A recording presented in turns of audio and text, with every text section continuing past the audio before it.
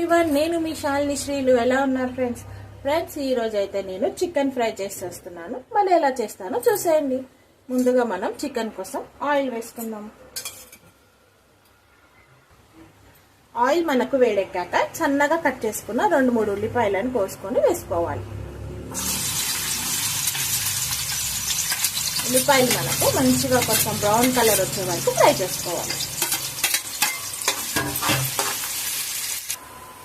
Friends, మనకి ఇప్పుడైతే ఉల్లిపాయ వేగిపోయింది కాబట్టి ఇప్పుడు ఇందులో నేను కొద్దిగా కరివేపాకు, కచ్చా దంచుకున్న పచ్చిమిరపకాయ పేస్ట్ అయితే వేసుకుంటున్నాను.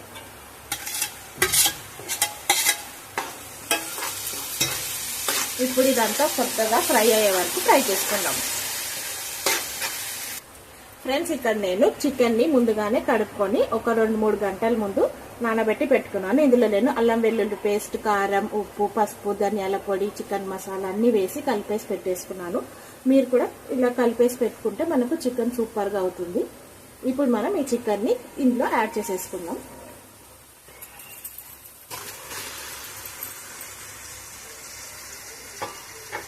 చికెన్ యాడ్ చేసుకున్నాక ఒకసారి మొత్తం అంతా కలుపుకొని మనము మూత పెట్టుకొని ఒక 15 మినిట్స్ హై ఫ్లేమ్ పైన ఉడికించుకోవాలి.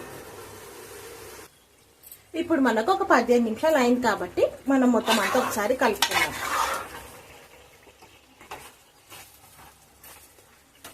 ఇప్పుడు ఇందులో మనం పెరుగుని యాడ్ చేసుకుందాం. పెరుగుని యాడ్ చేసుకొని బాగా కలుపుకోవాలి. చూస్తున్నారా కదా ఫ్రెండ్స్, మనకైతే చికెన్ కర్రీ ఆల్మోస్ట్ మొత్తం అంతా రెడీ అయిపోయింది. ఇప్పుడు మనం చివరిగా ఇందులో కొద్దిగా కొత్తిమీర, పుదీనా యాడ్ చేసుకుంటే ఫ్లేవర్ చాలా బాగుంటుంది.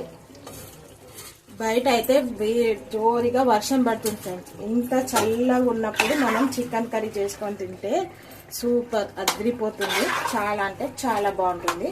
నేనైతే చికెన్ కర్రీకి ఇంకా బగారన్నం కూడా పెట్టేశాను. ఇక్కడ బగారన్నం కూడా అయిపోతుంది. దాని రెసిపీ కూడా మీకు త్వరలోనే షేర్ చేస్తాను. ఇప్పుడైతే మనకు చికెన్ కర్రీ రెడీ అయిపోయింది. ఇంకా అయితే వేడిగా తినేయాల్సిందే. ఇది ఫ్రెండ్స్ ఇవాళటి వీడియో. ఈ వీడియో కనుక మీకు నచ్చినట్టయితే లైక్, షేర్, సబ్స్క్రైబ్ చేయండి. ఓకే ఫ్రెండ్స్, మరి థ్యాంక్ యూ, బాయ్.